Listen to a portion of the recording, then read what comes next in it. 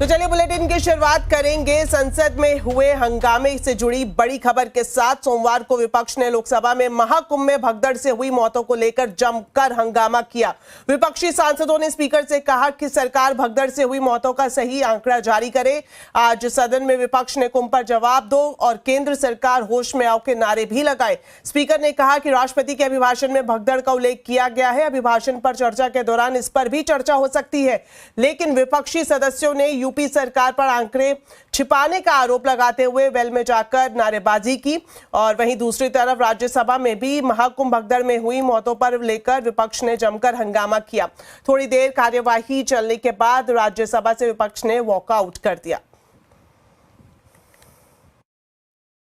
हमारी एक ही मांग थी कि कुंभ में जो लोगों की मृत्यु हुई है, शरणार्थियों के साथ जो अपमान हुआ है, यात्रियों के साथ जो अत्याचार हुआ है, उस पर सरकार जवाबदेही है और इसीलिए महाकुंभ में को लेकर एक विशेष चर्चा की मांग आज हमने रखी।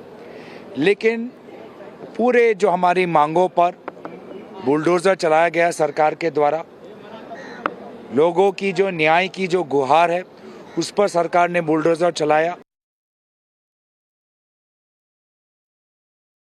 बॉडीज जो पानी में डाल दी गई हैं उससे पानी कंटेमिनेट हुआ है।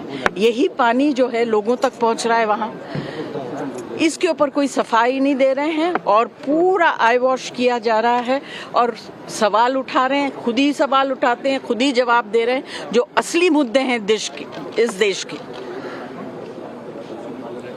जो कमजोर तबके के लोग हैं जिनको कोई वीआईपी ट्रीटमेंट नहीं मिलता है। वीआईपीज चले जाते हैं कुंभ में, नहाते हैं, उनको स्पेशल ट्रीटमेंट मिलता है, उनकी तस्वीरें होती हैं, नेक्स्ट दिन आप लोग सब छापते हैं।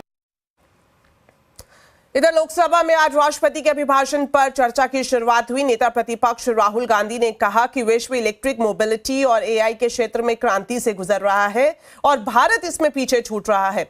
राहुल ने मेक इन इंडिया को असफल बताते हुए कहा कि आज चीन औद्योगिक विकास में भारत से काफी आगे निकल चुका है। इसी वजह से वो भारत की जमीन पर कब्जा कर रहा है। अब अगर भारत को बेरोजगारी से मुक्ति पानी है तो तेज विकास करना जरूरी है। Manufacturing fail from 15.3% of GDP in 2014 to 12.6% of GDP today. That is the lowest share of manufacturing in 60 years. I'm not even blaming the Prime Minister, because I think it would not be fair to say he didn't try.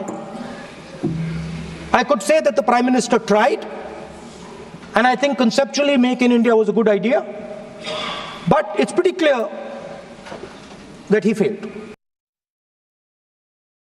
The fact of the matter is that wars are fought by industrial systems. The fact of the matter is that China has an industrial system that is far stronger, far bigger than our industrial system, and that is why they have the guts to come inside this country. The reason China is sitting inside this country is because Make in India has failed.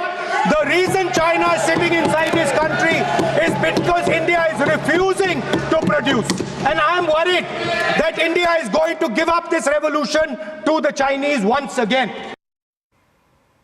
Delhi में चुनाव प्रचार का आज आखिरी दिन है। शाम 5 बजे के बाद चुनाव प्रचार थम जाएगा। सभी